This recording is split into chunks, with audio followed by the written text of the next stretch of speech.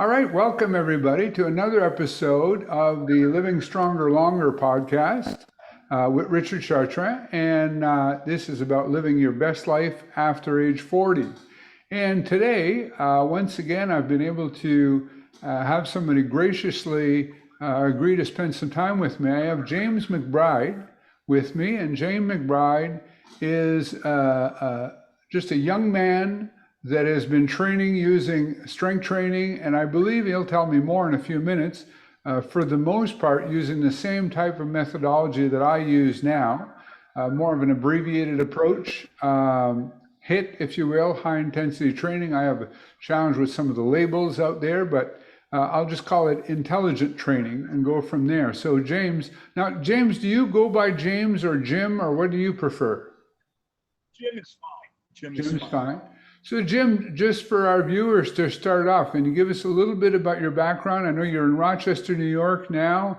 How did you first become interested in exercise? And you have a sports background. How do you come to be what you're doing today? Well, I was, a junior in high school. I was on the JV wrestling team, and I was getting thrown around the mat. I wasn't strong as the other guys. So I went out and bought a set of weights. And after a week or two, I decided that I was enjoying lifting the weights more than I was getting thrown around the mat. So I quit the wrestling team and just started lifting weights. And I was extremely weak at the start, but I stayed with it. And I would lift like after dinner, like 4 or 5 nights a week. And I did the basic exercises that came with the weight set. And then I went and found a couple of books at a bookstore. There wasn't much available back about 1968, 69, as far as like finding out what to do other than the magazines. I bought a couple of the magazines, but that was one of the books I bought. Yeah. And the magazines just were outrageous with the amount of work and the equipment these guys had. I just had a set of barbell set. And I continued doing this. There was a store in town that still sold tack equipment, but they also sold York weight equipment. So I went up there and I bought a couple of Bob Hoffman's books, and I bought a York Easy Curl Bar. And I continued doing this, and I graduated from high schow and started attending St. John Fisher College, which is in Rochester. Now, I was living at home, commuting to college, working part-time, and I had a full-time girlfriend. So I didn't have very much time to lift weights. And one day I was up at the newsstand, and I found an Iron Man magazine. And it wasn't like the other ones, either Weider or Hoffman, because they basically had a battle of words with each other. And it seemed to me that they were mostly just trying to sell me supplements. And so anyway, I bought this Iron Man magazine. The first thing I noticed was that the company itself wasn't trying to sell me supplements. And I thought, well, this is different. And then I found an article by Arthur Jones. And I read the article and I thought to myself, wow, this guy can write, because it was fascinating. His articles were very anecdotal, but he made sense on a lot of things. And basically what he said was, you don't need to train a long time. You need to train hard and brief. So in the back of the magazine, there was an ad for Nautilus Bulletin #1 for $2. So I sent away for it. Got the bulletin, and I realized right away that to follow this, I needed a squat rack and chin-up bars. So I got my father to help me make these out of structural iron, like plumbing pipe. So we made a squat rack, hung the chin-up bars from the rafters of the ceiling in the basement, and I started following his basic routine. And it worked extremely well. I would increase the weight by the smallest amount that I had, which was 1 1/4 pound plates. So anytime I reached like the desired number of repetitions, which was usually 10, I would put the sum of 2.5 pounds on the bar. And this went on all through, summer and then fall of my sophomore year of college. So you're about 18, 19, 20 years old. Yeah, yeah. And I was extremely happy with the results. While I was out one night visiting a bar, and the bouncer at the door was the biggest man I had ever seen. He was like three-dimensional. So I walked over and introduced myself. And this was Pete Brimkowski. Now, Okay, Pete had finished second in the Mr. America contest that year. And the winner was Casey Viator, or Viator, whatever, who had been trained by Arthur Jones on the Nautilus principles. So I started talking with Pete and told him that I had read the Nautilus Bulletin #1, had been following those routines. Well, he was extremely interested. He had just purchased one of the bicep tricep machines. These were the early plate loaders. right. And he was happy with the results. So he invited me to come to his gym and put him through a workout. And I agreed. So I think it was 2 days later, I showed up at this private gym. It was in the basement of the old Rochester Turn Grind. The German population, which was very strong in Rochester, there were a lot of machinists who immigrated to Rochester. And they had their own athletic and social club called the German Turn Grind. And they had like gymnastics and a pool. And in the basement, they had a bowling alley. Well, the bowling alley wasn't used anymore. And Pete and a bunch of his friends had taken it over and made it into a gym. They put plywood over the bowling lanes, had one of the people make up a bunch of equipment. And it was like a pretty decent hardcore gym. So I showed up there and we got all the equipment set up so he could go through the workout. And I put him through a workout that took like, about an hour and a half, 2 hours. This was back when Arthur was talking about 2 sets of everything. And I believe it was 12 to 14 exercises for 2 sets apiece. So it took a long time. But Pete was immediately impressed. And so I worked out a deal with him where I could work out at the gym for free, and I would train him, put him through the workouts, because as you well know, to really go through one of the HIIT workouts efficiently, you need to have someone push you through and to guide you, make sure your form is correct, things like that. So the deal was 3 times a week, I would show up, he would put me through a workout, basically the same workout, except with far less weight than he used. And then I would put him through his workout. And this went on from just before Christmas all the way through May of 72. And at that time, Pete had arranged to go down to Florida and train under Arthur for several weeks. Well, just before he left, I got T-boned and in the collision, and I ended up tearing the muscles and ligaments in my neck. So I had to go into a 4-collar poster that would support my neck and everything, so I couldn't move my head. Supposedly, if I had touched my chin to my chest, I could have severed my spinal cord. So that put an end to my working out for a while. And Pete went down to Florida, did very well, came back, and then went into the Mr. America contest several weeks later, and again finished second. And after that, we drifted apart. He went back to training his regular way of multiple sets and all that. But I would still stop by and see him every now and then wherever he was working, because on the side he was, a bouncer, which was a typical job for bodybuilders back then. Right. And so I eventually ended up going away to school and finishing up in Ohio at Baldwin Wallace University. I had a degree in business. After that, I took my Volkswagen and drove down to Florida and tried to get a job with Nautilus. I stayed in, Lake Helen for 3 or 4 days. Ellington Darden put me through several workouts. I met Arthur and all the people down there, the one-eyed crocodile, all that stuff. And eventually, Ellington told me, he said, "You don't have a future in bodybuilding," which was fine with me because I realized that. But I just wanted to get in on Nautilus because I could see this was going to take off. Right. But anyway, he told me that if I wanted to play any kind of sports professionally or anything, I needed to get into racket sports,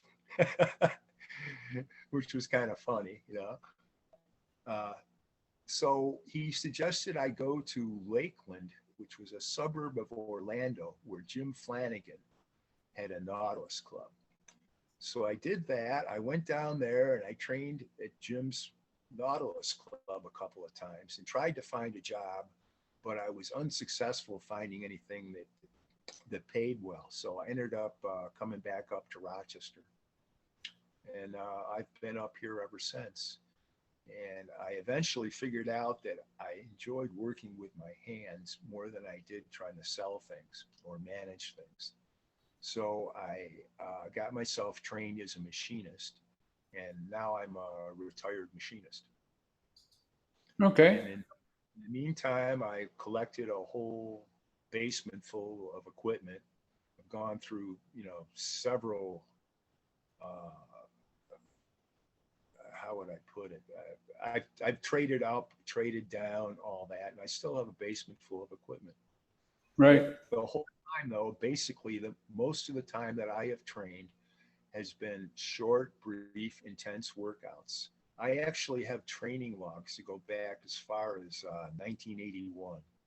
I lost the ones from the 70s during one of my moves, but yeah, I can look and see what I did 20 years ago on this date. Well, and the cool thing, I actually did an interview last night with somebody, and we chatted about various things. And one of the things that sort of I had an aha moment is that most of the fitness industry or whatnot, when I think you were talking earlier about magazines trying to sell you supplements or sell you things, it occurs to me, and feel free to challenge me or disagree or agree on this, that the fitness industry is not really concerned about making you in shape for the rest of your life. Or even, I'm not even sure they're that concerned about getting you in shape at all. They just want to get you to buy the membership, buy the course, buy the supplement, buy the whatever. And then if you never use it or whatnot, and you might have an Apple Watch and your Apple Watch has all these guys on it with all these different workouts, as long as they get you to buy the watch, subscribe to the thing on your watch that you pay for to have access to these workouts, whether you ever work out again or not is irrelevant because they got your money by then. Again, maybe I'm being cynical, but that's the feeling I get, because I think that outside of the HIIT community, there are very few people who train for a lifetime who don't sort of do that for a living. You know what I mean? Like they're in the fitness industry. They're a fitness model or they're a trainer or whatever. I'm talking about regular people like yourself, a machinist or a businessman or whatever, who train for a lifetime. And because I think most people, the time commitment and or the injury frequency drives them out of it. Do you think I'm off out to lunch on that? Or look at the business model for Planet Fitness and LA Fitness. I mean, they charge you like what, $10-20 a month, and they could care less if you show up or not.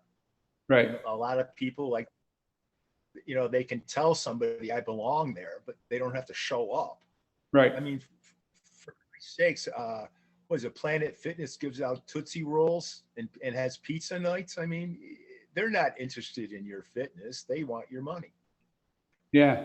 Whereas the HIT community is more interested in getting you to a high level of fitness without injury, which is paramount. I mean, I've seen a lot of gimmicks come and go. I mean, look at CrossFit. That is just total insanity. Yeah. I mean, you can't ask for a better way to like damage yourself. Yeah. Well, it's interesting. And it's how history repeats itself because, you know, back in the, I don't know now, I may have the decade wrong, the 70s and the 80s, they had dance aerobics. And a whole bunch of people were ruining their knees and whatnot. And then they came back with low impact. So it was low impact aerobics and low impact this and low impact that.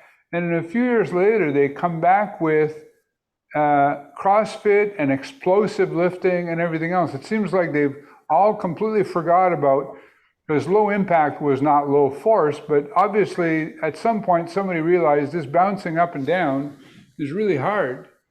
And now CrossFit, to their credit, they discovered intensity, but then they threw safety right out the door.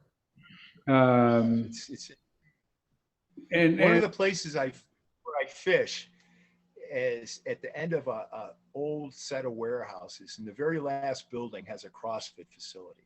So I walk by their open garage door to get to the barge canal or Erie Canal where I fish, and I see these people in there doing those kip pull-ups, and you know, they're doing Olympic lifts. I mean, Olympic lifts. I mean, there's like what 3% of the world's population is capable of doing that the correct way, and that's only after they've been trained for years. So here these people are getting coached by someone who went to a weekend seminar to throw these weights up over their head. It's just like, God, I mean, it's I don't even want to look in that door. well, it's and not only that, but my understanding is that they get them to do those lifts repeatedly. So even if you are really good at, say, doing a clean and jerk, you do it well once, but if you do like 10 in a row, 12 in a row, guaranteed as you fatigue, your form will suffer, right? It's inevitable. Yeah. So, because they were never meant to be done repeatedly. I mean, they were being meant to be done in a competition to demonstrate strength in their sport. But I guess if you look at it from the point of view of a sport, you know, people play football, people play various sports that have a high degree of injury potential, but, you know, I suppose they either make a reasoned, you know, risk-benefit analysis and decide that they enjoy that sport enough that they're willing to take the risk. That's in the best case scenario. In the worst case scenario, what I find is that people actually brag about their injuries. They wear them like a badge of honor to show how macho they are, and they'll slip it in a social setting as a way of letting people know that, hey, I work out. So they'll talk about the shoulder they hurt doing their personal best attempt on a bench press or what have you, and the fact that they're, you know, I remember I belong to Toastmasters as well, and I remember listening to this person who had her knee, I forget the exact procedure, but she'd had some sort of knee surgery and talked about having been a marathon runner and having had knee surgery, and then was saying that she was hoping that her knees would be rehabilitated enough by next year or something that she was hoping to run another marathon.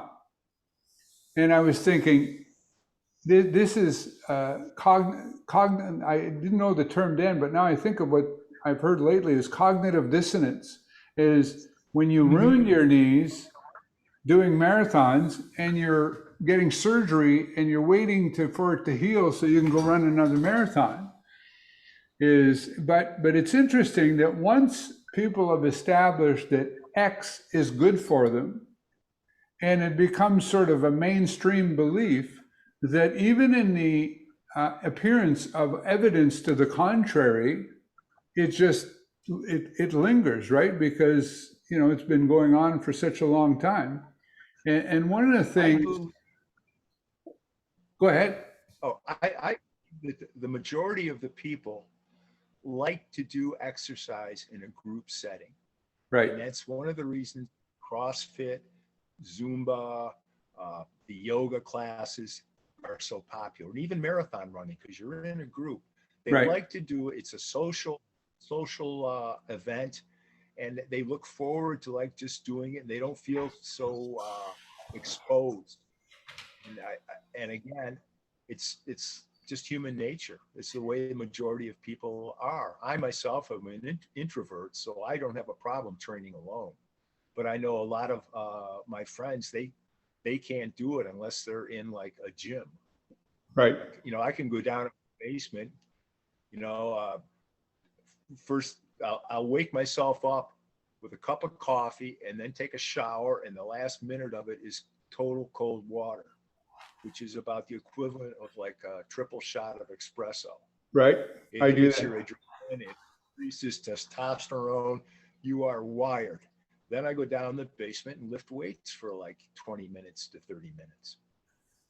Yeah, and you're okay. But most people, they can't do that. Well, we live in an age, in some ways, certain areas of technology and human knowledge are at a pinnacle. And with exercise, it actually seems that, you were saying earlier about Arthur Jones' writing. For listeners or viewers who may not know, Arthur Jones was a gentleman who first started the company Nautilus and invented Nautilus machines. And during the 70s and 80s, literally revolutionized the fitness industry. Nautilus centers were everywhere. And he's a really interesting guy, because my understanding is he only ever had a grade 9 education. But he was a thinker, and he was a tinkerer. Recently, I interviewed Doug McGuff, and Doug was saying how, scientists sometimes often come in after the fact to explain how things work, but a lot of times the inventions come from tinkerers, people who just tinker with things and just sort of do it intuitively. And that was Arthur, who, of course, Arthur has come to, he keeps getting smarter and smarter as the years go by, as the research tends to validate more and more of what he seemed to figure out just intuitively. And, but the fitness industry seems to have gone backwards. And even a lot of the research, or what I'm going to say, what passes for research, it's one of the reasons, by the way, that, people sometimes refer to what we do as evidence-based exercise. And I struggle with that, because you can get evidence for almost any exercise program if you look at whatever study, right? There's evidence to validate all of it, because I think most of exercise research is done very poorly. I would agree. But most, to me, is, let's say you compare method A to method B for a 12-week research project. I don't really care which one does better, because, you get these endless arguments about volume versus HIIT and 3 sets versus 1 set ad nauseum. Who cares which one is better for 12 weeks if you're not actually going to continue to do that for a lifetime? And I don't think very many people are going to do it. So you've been lifting now, if I'm doing the math right, you've been lifting now for 50 years. Over 50, yeah. Yeah. And so you've been able to stick to what you're doing, which makes you, it'd be interesting to know the stats. You hear stats now about how many people exercise in general, but you don't often hear stats for how many people have exercised for a lifetime. And I would suspect that that's an extremely small number. And today, have you been able to do lift for 50 years with relatively little or any injuries, or have you got made a few Well, mistakes along the way? I've made mistakes along the way. So, I tore my right outside bicep over 20 years ago. And I and would, because, and I have damaged my rotator cuffs. They're kind of like in bad shape. And right, again, because of doing too much in the way of bench presses, upright rows, exercises that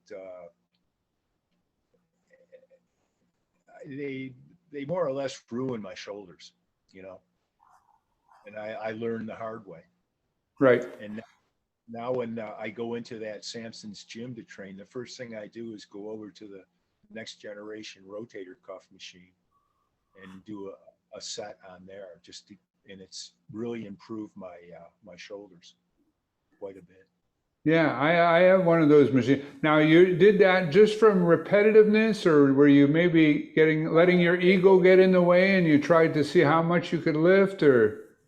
Well, it was a result of repetitiveness, just doing it too much. You know, I was for a while was hung up on bench pressing, and I really don't have the right body leverages for it. Uh, I'm much like Mike Petrella. I am short torsoed and long limbed. I Right. have I used to be 5'11" and a half, and now I'm down to just below 5'10" as I've shrunk. But I have like 35-inch. I need a 35-inch sleeve, which is quite long for someone my Yeah. height.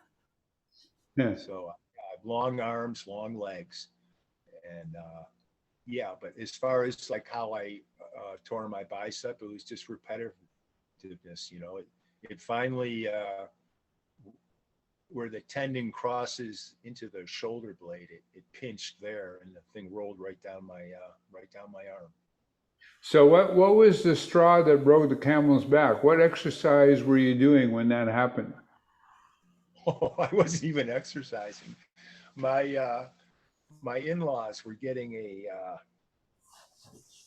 lazy boy recliner delivered, and for some reason they wanted to have the old one. There was a replacement. They wanted the old one taken out to the curb.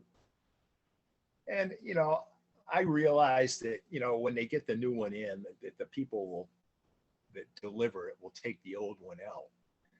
And if not, you slip them 10, $20 and they'll carry it out to the curb. But rather than argue, I stopped by on my way home from work, and my father-in-law and I started to carry it out, and it was too much for him. So we get it to the front step and out the door, and I said, okay, I'll take it from here. And the plan was I was going to clean it and then set it on my head and just walk like the 60 steps or so to the curb. Right. So as I cleaned it, I got it up to shoulder height and was just starting to push it overhead. And I heard this big, loud pop. And I thought, wow, that's my shoulder. Well, I finished up, took the thing out, put it by the curb, and I look over and my arm is starting to swell. And it took me a couple of days to realize that it was actually torn my bicep. The thing swole right up. So I ended up, of course, like a bonehead, I waited another week or two and then made appointments with doctors. And I ended up going to 3 different specialists before I found one that would operate, because they kept telling me, well, you don't really need that muscle unless you're like a professional quarterback on a football team. You don't need it. And I'm thinking to myself, well, yeah, I want it. I had just bought a Nautilus by Tri plate loader from Bill Casto and was in love with this machine. And so I was quite disappointed. So anyway, I finally found a doctor who would operate, but the problem was it had to be done in the next week or two because I had let things go for so long. And we were in the process of buying a house and had to move. So there's no way I could get surgery and then make the move with all the stuff. I mean, I had over like over a ton of free weights in the basement alone, let alone all the equipment and stuff. So I ended up just let it go. But in the meantime, while I was getting assessed by all these different surgeons, they're telling me your rotator cuffs are horrible. You need to do something about that. So I ended up getting therapy for the rotator cuffs, and in the sense of it was just physical therapy, but it did help out some. Okay. But yeah, that's something stupid, but it would have happened sooner or later, in lifting weights, I'm sure. Yeah, but then like the lifting, the thing is, I've been lifting now not quite as long as you. I think I started around 1981, so I'm 40 years now. And I guess early on, of course, like everybody, I did various things, but I haven't lifted. I don't remember when I last used barbells. I've been using machines for the longest time. And, when I remember I used to have a squat rack and things at home, but I think in a lot of cases, well, of course, if you pick the right exercises, you're okay. But certain exercises like a bench press with a bar, especially if you're trying to use heavy weight, because I still have a bit of a shoulder thing. I don't know if you remember Ellington Darden, some of his early books when he did one called High Intensity Training for Home or something, and it was about how to use barbell exercises. And if you remember that one, it was 20 exercises per workout, 3 times a week, including 2 sets of squats and whatnot. And back then, there was a lot of talk about pushing even beyond failure. And a guy, I was lifting a bench press, and we were doing after filler. He would lift it for me, and then I would fight it down. And he would lift it and fight it down. Well, as I'm sure you know, the handoff is really important. And what happened was he thought I had it and I didn't quite have it yet. So he dropped it before I had it and I caught it. And at the time, I only felt a little twinge. And it was never a serious injury, but it remained like an Achilles heel or an Achilles shoulders, if you will. To this day, there's still a twinge, and I can pinpoint it to that one time, right? And of course, that's why when you're supervised and you do things and you're careful, the odds of that happening. Of course, it's not impossible to hurt yourself doing it properly, but you're lowering the odds of it far more. Now today, what do you do for? What do you do? Book of Ellington's. That was all he did was parrot what Arthur Jones had for a workout in his very first bulletin. That was what it was. Right. Exactly. Yeah. And what do you do now for chest? Are you doing a pressing movement still? Yes, I have a 2ST chest press. Okay. Nautilus 2ST. That's my primary exercise. I also have a next generation duo chest, the Nautilus Fly and the Decline. So I usually trade off between those. Although lately I've been trying some machines at Samson's gym. So if you're able to do those machines, your shoulders are in relatively good shape. Yeah, but not for overhead pressing. For overhead pressing, I have quite a problem. Although it has gotten better recently. Okay. Using that. The rotary cuff. Now, so how often do you train these days? Do you train once a week, twice a week? I train 3 days a week. Okay. And how many exercises would you do in a routine? Usually between 8 and 10. It depends on how much energy I have. If I do more than 10, it's unusual. So of the 3 workouts that I still do that I have to put it last or else I won't be able to complete. It's just a simple barbell curl. But I mean, if you do a barbell curl the correct way, and the mere fact that your the blood flow is restricted by you contracting both biceps at once. After about 6 to 8 reps, I mean, it's one of the most tiring exercises I've done. I would rate it right up there with doing a set of heavy deadlifts or something. Okay. Yeah. Arthur Jones used to say, if you've never puked after a set of barbell curls, you don't know what intensity is. You're not doing it right. Yeah. So yeah, I feel nauseous after that if I really get in a good set. So are your 3 workouts, are there exercises that are repeated 3 times a week, or do you sort of mix it up so that you're doing like 3 different workouts? I mix it up pretty much so I'm doing 3 different workouts. I'll have like one will be basically revolve around like back and chest, another one around shoulders and arms, and a third one around legs. And Okay. I might, like on the leg workout day, I might throw in a set of wrist curls and some neck exercises too, and things like that. So if you're doing 10 exercises in a workout, I'm guessing that you're including a fair number, and correct me if I'm wrong, of smaller body parts in there. You're not doing all 10 compound exercises in a workout. Oh no, 10 compound exercises I'd need to lay down for the rest of the day if I did them right. Right. Yeah. No, basically 3 or 4 compound exercises. Again, I'm a big fan of pre-exhaust. I like doing that. That way you don't have to use as much weight on the second exercise. And whether or not you're going to see like a tremendous difference, I don't know. I don't know of any way you can really qualify it, especially with older trainees. But at the very least, you don't have to use as much weight on the second one, which I think makes it safer.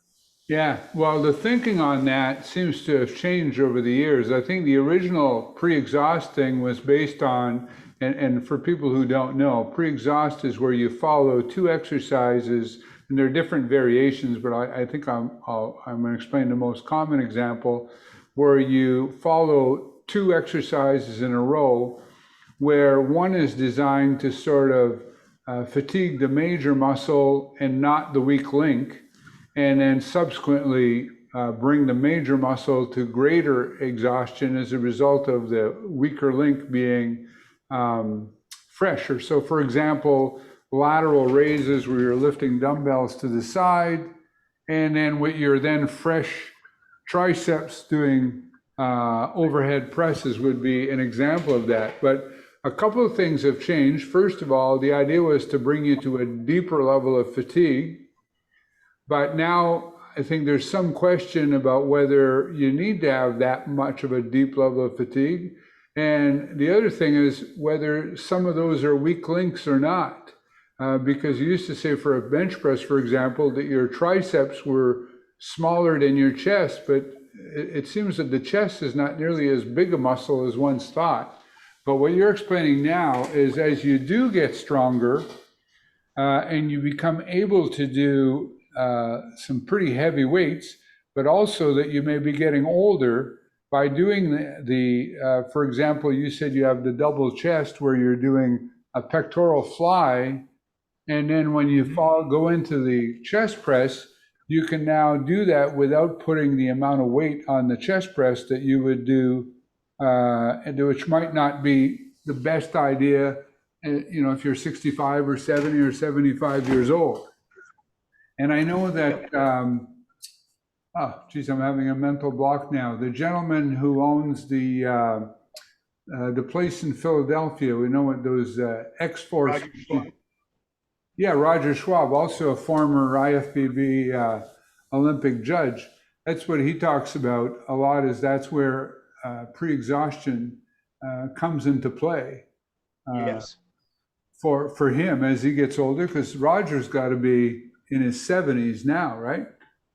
Yeah, he's probably about 75, 76. Yeah, which is interesting because he just recently bought a new gym, started a new business, and did all these things. So, have you ever been there to the Philadelphia? Yeah.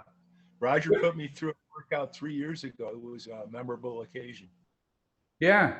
So, your opinion on the X Force machines? Are you impressed with them? Yes, yes, I thought they were fantastic. Yeah, Yeah, yeah. and he is. Very So, deep inroad. what's that? It creates a very deep inroad in the targeted muscles. Yeah, well, and interesting in the hit community, if you stop and think about people like yourself and myself, there's a lot of people who have been training for decades doing this. We could go on and name it. Whereas I'm not sure, it's almost like I compare to football players. I mean, you look at football players, if they happen to have their shirts off or whatnot, and they're, of course, monsters or beasts. They're, of course, genetic freaks, to say the Hmm. least. But nobody even considers that these guys are going to be playing football for more than 3 to 5 years.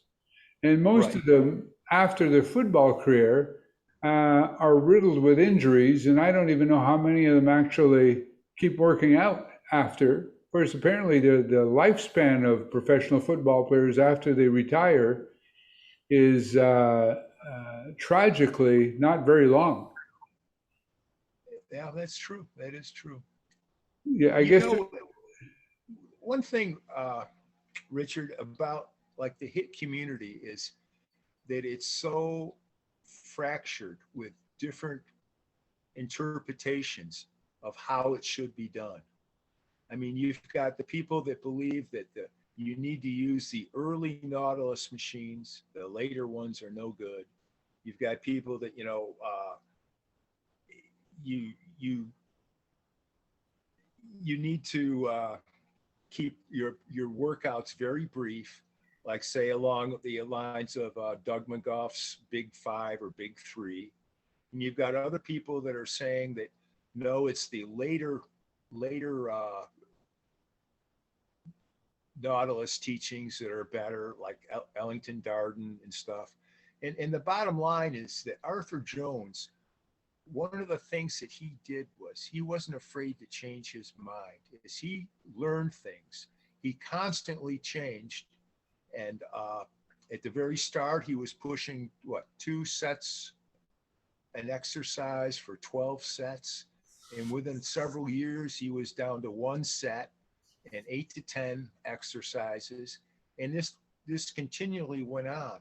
And he believed that you had to have, to get the muscle fully engaged, you had to have the cam profile so that everything was hardest at the end. And by like the 80s, when he started MedX, they had come to realize that not all the strength curves were set up that way, that some muscles actually reach their peak torque output maybe half to 2/3 to 3/4 of the way through the movement instead of at the end. So it's better to have the cam fall off, which I think you notice in the next generation and some of the 2ST machines is that it gets, and certainly the MedX, that it gets a little easier on most of them at the end. And who knows where, if Arthur was still around today and still involved in equipment, who knows what he would be saying now. Right. Well, it's interesting. I have an old, I don't know if it's first generation, but I have a torso arm here. Mm-hmm. And the cam on it is so aggressive at the last, couple of inches when you get down. It's almost like it's like you add 30 pounds in the last 3 inches. Oh, I know. And Behind the neck pullover, where you went like this, right. pads, and then went into the pull down. It was far, for me at least, it was far too hard. It was just the last several inches of movement. It was outrageously hard. Yeah. Well, and I use extra carabiners which means I'm shortening the range. So you're not Okay. doing full range, but I'm trying to avoid my clients ever getting to that full, the part where the cam really kicks in and Now, does it. you ever use zone train for that? I haven't, but that's a really good point. That might be a Um, way. I yeah, mean, when I first read Johnston's book and all that, my first thought was, all this equipment I got in my gym, all these cam machines, I don't really need them if this stuff works, yeah, you know? yeah, yeah. He's It, eliminated. he is one of the 2 or 3 authors that I've read since Arthur that I actually think know what they're talking about. He is one of them. Yeah, Brian Uh, Johnston. Yeah, from North Bay, Ontario. I lived in the same city with him for a while, and I trained with him a couple of times. Uh, yeah. does he ever smile? Does he what? Does he ever smile? Every picture I've ever seen of him, he looks like he just sat on a tack or something. I think I have seen him smile once or twice, but he does tend to be a little bit of an intense sort of an individual. Very, very smart, as you say, very cerebral. These days, he's more into guitar than he is into strength training. And he actually has a site, I forget where it is now, where he looks up this neat various gadgets and whatnot for guitar players. And I understand he's quite a good guitar player. And Really? but yeah, the zone training, I have to keep that in mind. What's that? He did the world a service when he compiled that website devoted to Arthur Jones, the one that John Turner runs now. Right. And I didn't realize that Brian Johnston at first. Yeah, yeah. He's the one who created it, and now John Turner runs it. Yeah. So you were saying, the hit community being fractured and all these different things. My view on that is there's a lot of hair splitting. Yes. Because when the clients, for example, if I'm training a client and they'll ask me, why are we doing this exercise, or why this workout, did you change the order of this, and why are we doing this in this order? And I say, tell you the honest truth, I have some reasoning, but to tell you the honest truth, probably doesn't make a whole lot of difference one way or the other.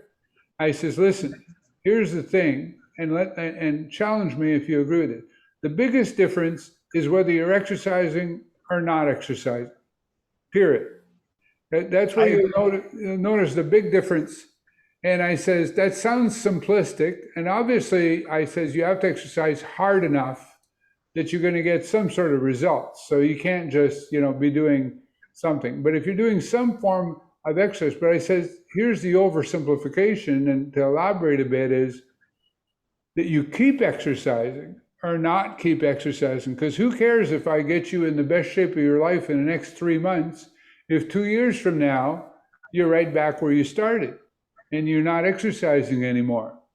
So I agree with at the end of the day, what I find is somebody says, this many sets or this frequency or this whatever is going to get you better results.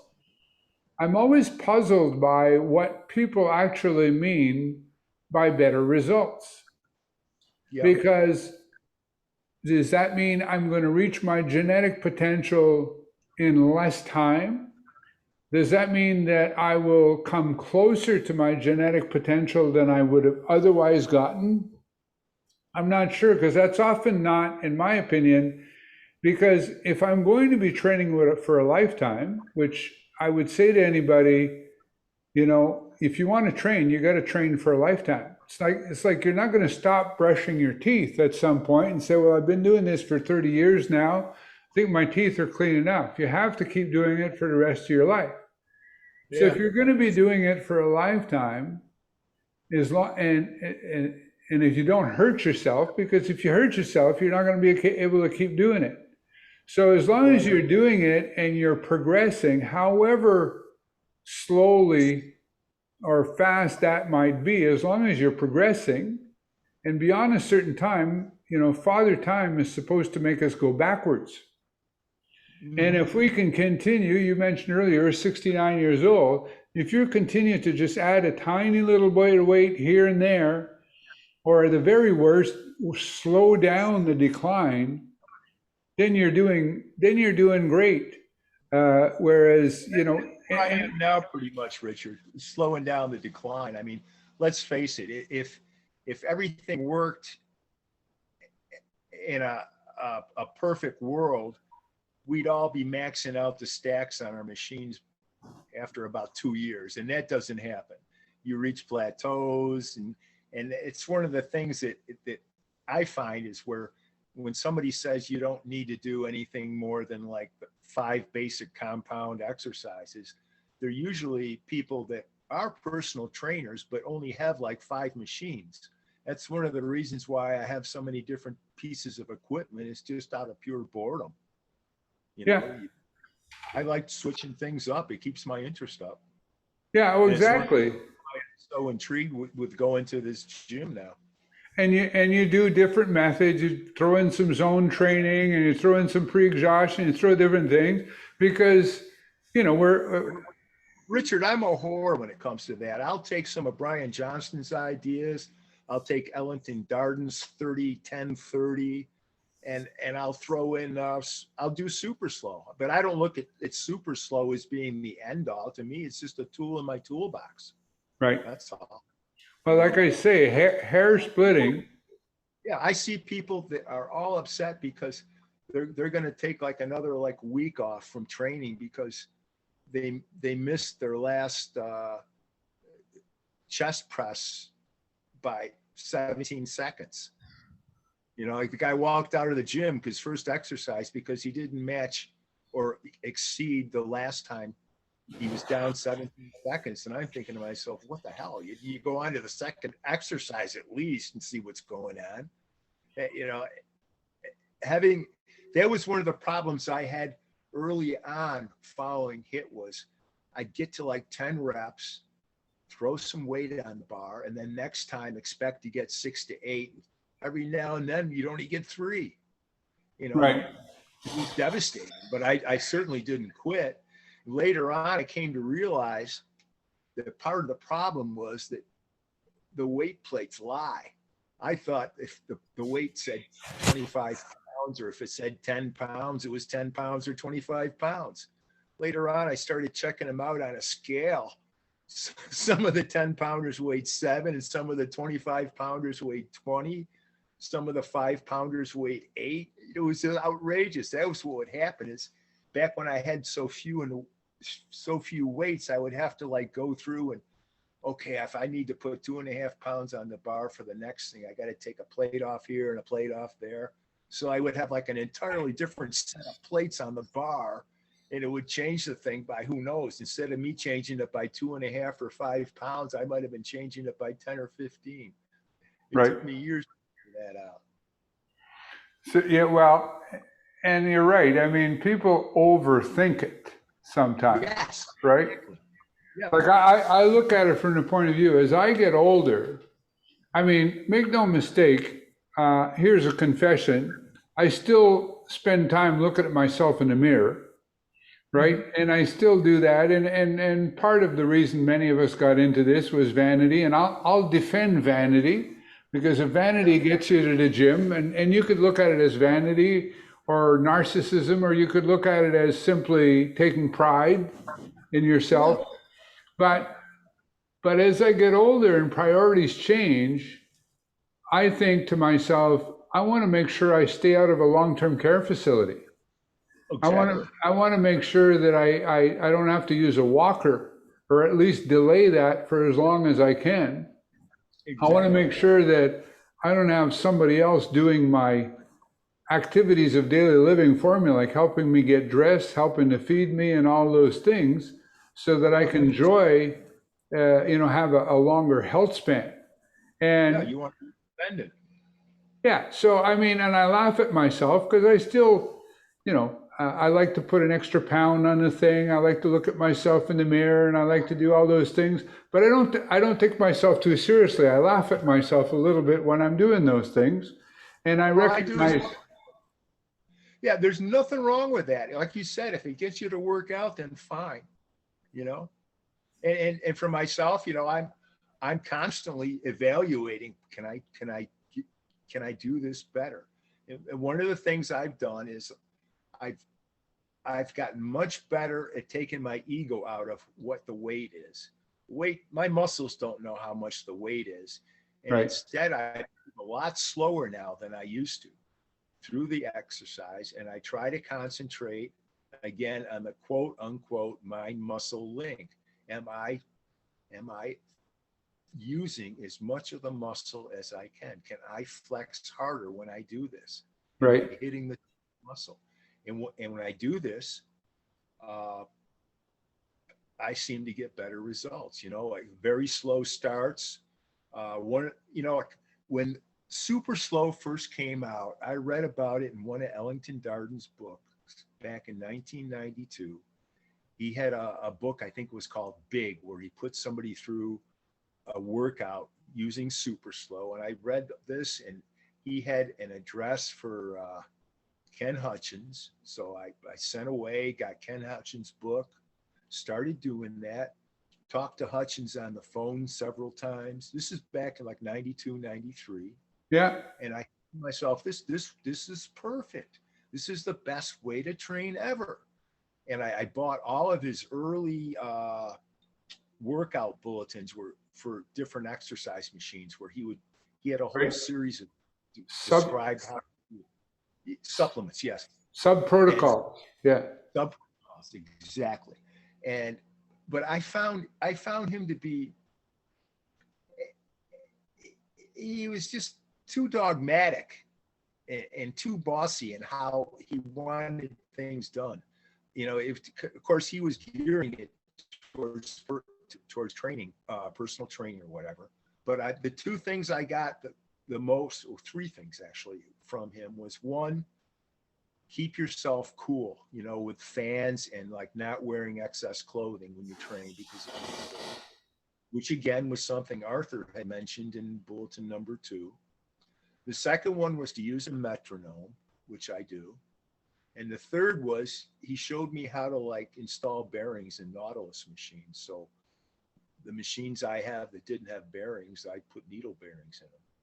So yeah, you're a machinist, so you know how to do those things. Yeah. But the other thing you mentioned earlier that I thought you were going to say from Hutchins is starting out real slow, starting the rep really deliberately and slow. That I'm going to give credit to Ken for his accent on proper turnarounds. Yes. Which really is. I don't agree with him so much on the top turnaround. I think that if it's an exercise, how would I put it? Say an exercise like the lateral raise with a dumbbell. You want to hold in the position for several seconds instead of doing a turnaround just before you get to the top. I mean, for leg presses, things like that, I get where you don't want to lock out. Right. But for a single joint exercise, I feel that you need to spend a little bit of time. You work so hard to get there. You got to spend a second or two there flexing the muscle. Well, you called yourself a whore for amalgamating different things. So one of the things I do with a lot of exercises, I took Darden's 30-10-30, and I struggled a little bit with the idea of getting the weight up to the top fast at the beginning. And I struggled with the 10 in the middle being as fast as he said.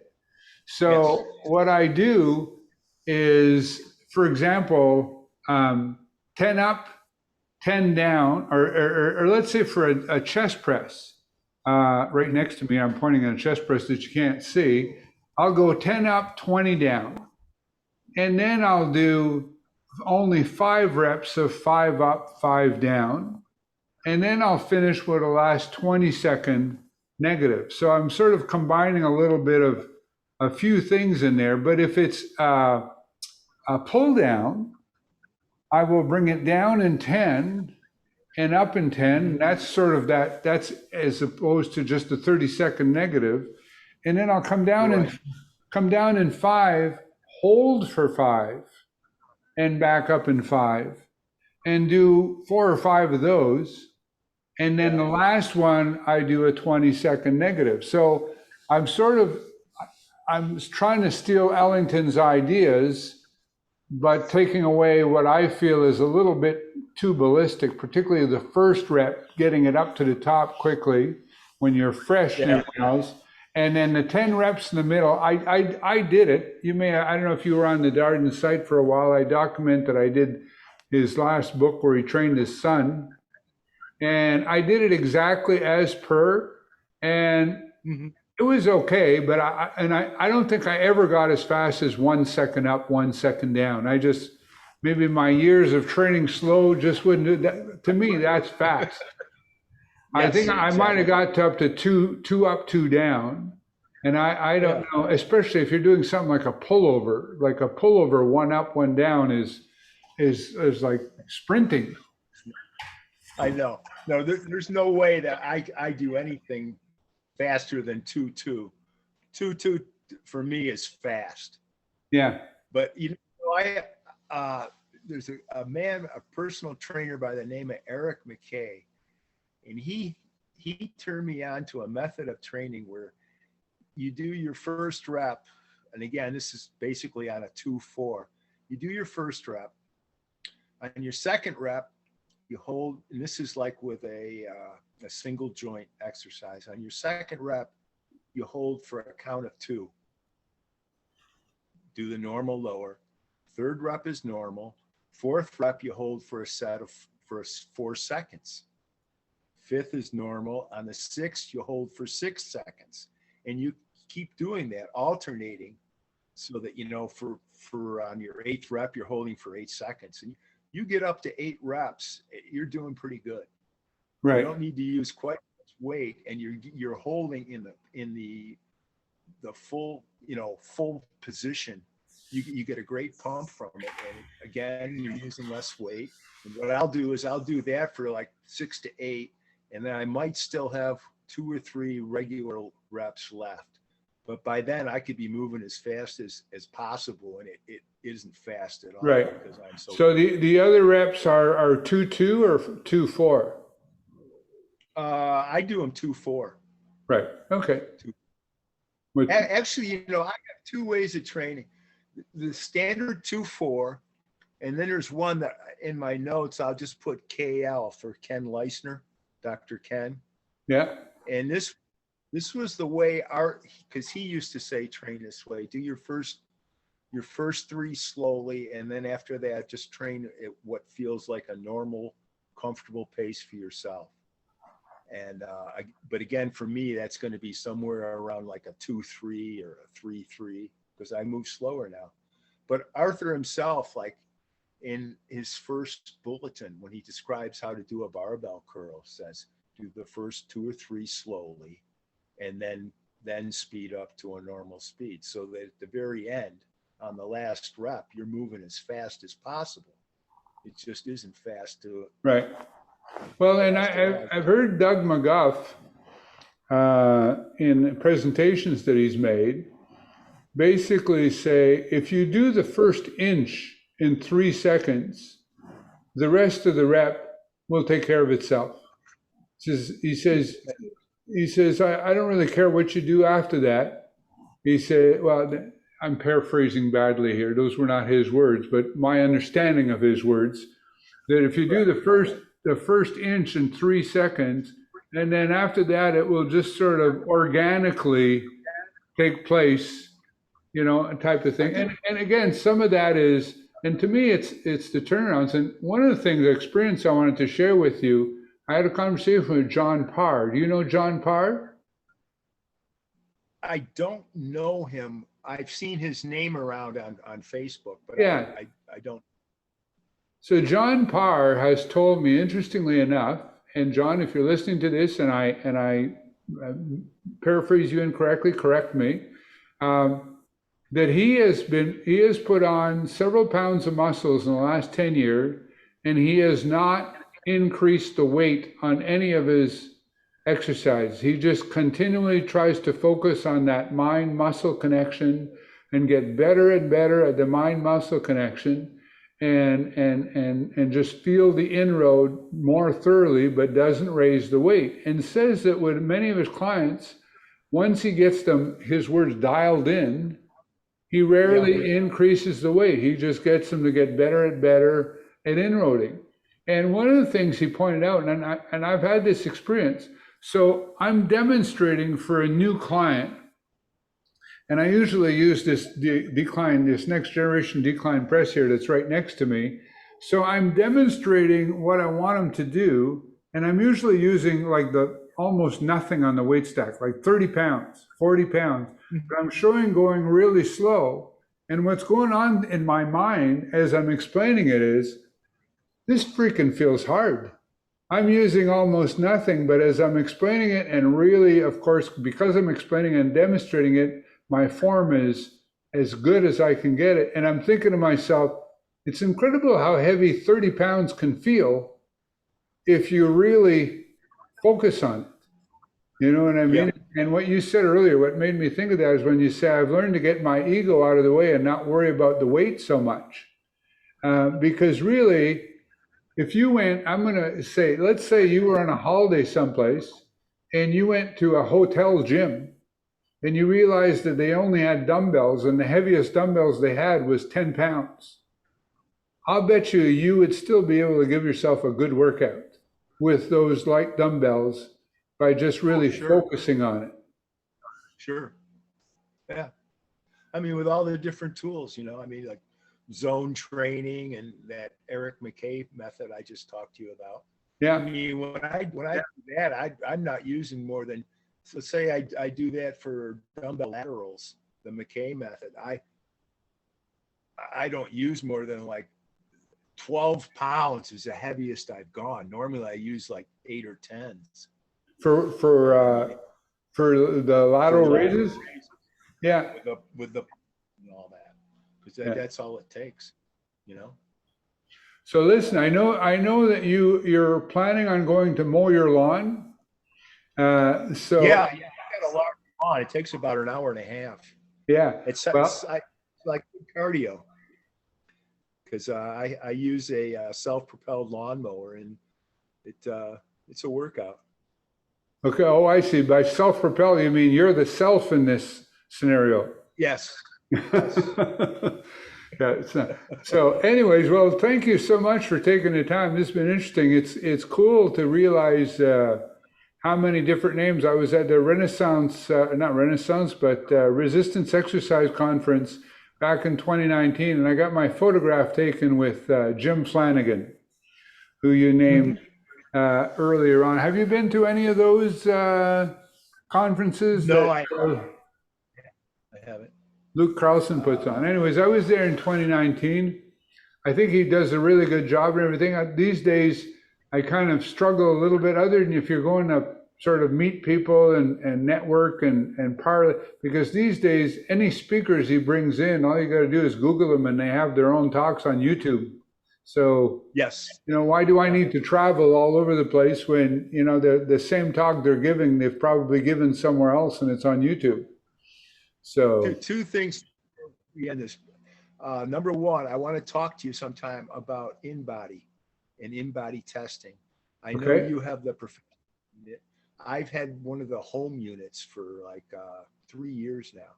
Right. I wanted to talk to you how accurate you think they are in like the variations that I can see over the course of a day. And the second, we don't have to do that now. And the second thing is, have you read Doug Brignole's Physics of Resistance Exercise? I have not. Well, I'll tell you that I told you that there were 3 people that I had been impressed with since Arthur Jones, and one was Johnston, the second was Doug McGough, and the third is this Doug Brignole. Okay, cool. I'll have to look it up. Yeah. And I'll put links to that also in the show notes. Yeah, because it's worth reading. Okay, Whether good. or not you read them, it's up to you, but it's very educational. Good. Well, I appreciate the recommendations. And All right. I wish you a wonderful day, and thank you once again so much for taking the time to chat with me today. All right. I've enjoyed it myself. Good. Have a good one. Bye for now. Bye-bye.